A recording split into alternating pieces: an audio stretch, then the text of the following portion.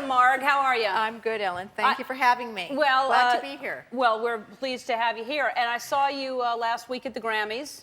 I saw you too. I didn't say, grab your hand or no, anything. You were right on there. Stage. Yes, I saw you, and did you enjoy that? You know what? I thought those were some awesome performances. Some of the best, one of the best Grammy shows that I'd seen. It was really great. It was really. My son was with me. He had my son and a friend of his, two 13-year-old boys. Oh, wow. They just sat there like this. That must have been really cool. My son was biting his nail. Yeah, I mean, And is that what who a your couple son? of lucky boys they are. Yeah, a 13-year-old being at the Grammys. Yeah. And does he like the White Stripes? Is that his music? I think he was most interested in seeing Outkast, actually. Oh, yeah? Oh, they're so zany. I Those know. guys, they're a riot, aren't they? They're amazing. Oh, I know. I it's love so Outkast. imaginative, so creative. Yeah, I love them. Yeah. So now, 13-year-old boy, that's a hard age, isn't it? Or am I just... It's challenging. I would think. Yes, it's very challenging. Things like, in fact, that night after we got home, it was, why couldn't we go to any of the parties, because it was a school night, first off, and I had to work and all this, and but then it was demand, like, well, read me a story, tell me a story, no, you're being rude. He's got a gruff voice for a 13-year-old. Yeah, but then, so I'm not reading to you now, you just chill and... Are you still reading him stories at 13? Well, you know what I do? I tend to read, he wants to read the scripts, wants me to read the scripts to him, so... Of your show? Mm-hmm, yeah. Of dead people? Well, they're... Night-night. Sleep tight. That thought has crossed my mind from time to time. I think, did I meet him at that, when y'all were on vacation? Yeah, he was with us that time. I met him, yeah. He seems very special. Big Sir, gorgeous Big Sir, and of course, he found it uninteresting. Yeah, well, there's not a lot to do there. No. It's where we go to relax. A 13-year-old boy wouldn't enjoy just hiking. Hates it more than anything. Yeah. A beautiful vista, not interesting to him. Someday that's when you're getting older, you appreciate a beautiful vista. Yeah.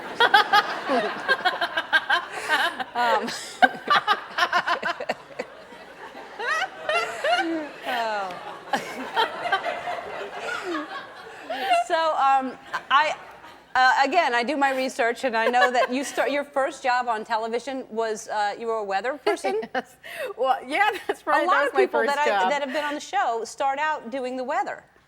Yeah, it was a complete fluke. I was in college, and there was a guy in my interpretation of drama class who did the weekday weather. And he said, we're looking for a weekend person. Would you be willing to come out and audition? And it was in the middle of nowhere, in Kearney, Nebraska, very, literally in the rural area, in the middle of cornfields and everything. And I went out and gave a terrible audition. But I was just there to have a good time and winked into the lens and got me the job.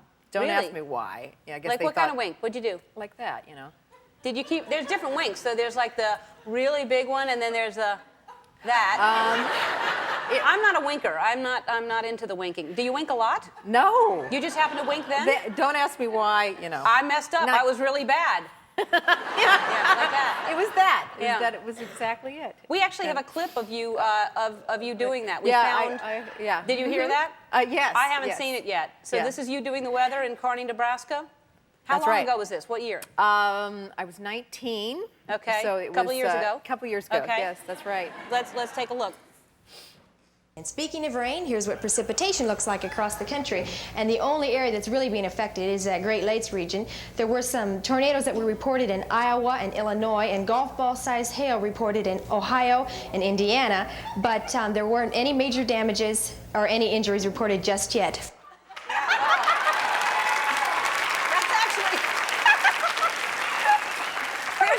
There's just one area that looks like a whole bunch of eggs, and then there's 2 temperatures up there by New Mexico. That's all you cared about. There's nobody else really existed except random 107 and 43. That's all you had up there. I have no idea. I did make up my own maps. I don't recall making up that one. You made that map? I don't recall. And it was just thunderstorms. That's all you had. That's fantastic. Golf ball-sized hail, but there are no injuries reported yet. Yeah. Over the entire state, you had it. All right. We have to take a commercial. We'll be. Oh my God. We'll be right back right after this. That is Marg Helgenberger. And it's Marg. Now everybody knows how to pronounce it. I bet for a while they called you all kinds of things, but it's Marg Helgenberger. It's Marg, yes. My production company's name, which I've had for like 10 years now, is called Don't Call Me Marge. Because everybody did.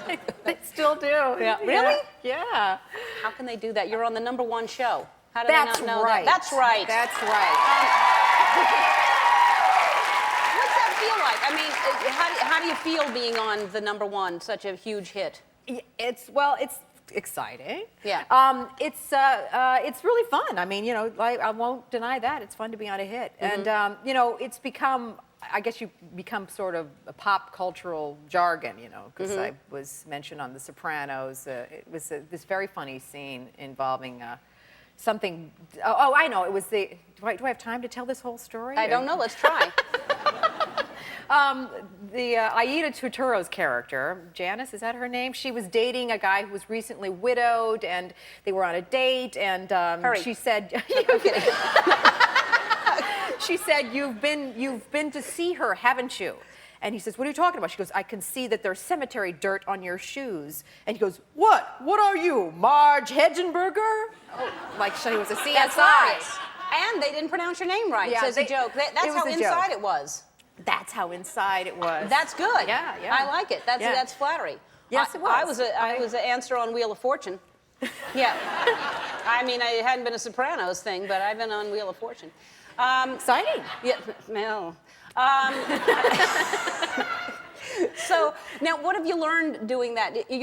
Is it a criminologist? What do you play exactly? Well, it's actually, the official term is criminalist. Criminalist. Criminalist, yes. Okay. A criminologist, I think, is the psychology, on the behavior, understand the behavior. Okay. Yeah. So you don't understand the behavior? No. We just analyze the goodies. Right.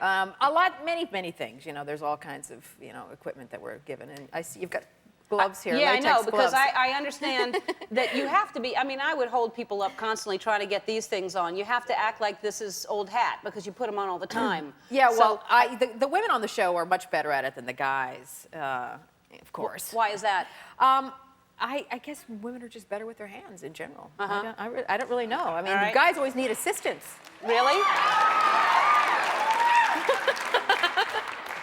I'm not going to touch that. But see, these are large, so these will be easier to get on, just in general. Or these are medium-sized or all whatever. right, so how do you get them on? Quickly, like you know what you're doing. It's pretty... well, then that doesn't look hard. But the trick is, like, I would never wear a pair of this size. These are too big? These are too big. They have to kind of really fit like a glove. Well, as the but saying what's wrong with goes. them being a little bit big? Wait, that's well, you wouldn't be completely able to pick up a...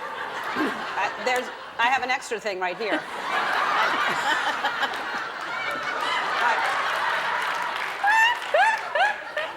Oh, yeah. No. All right. No. All right. Well, they're not going anywhere. I don't have to be in a hurry. They're dead. So they're just... That's right. All right. All right. Well, this is ridiculous.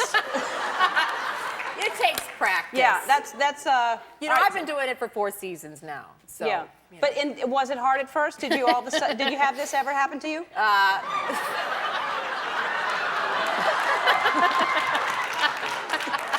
They've torn on me before, yes. Yeah. And then, that's all right. happened. Well, it's a good thing that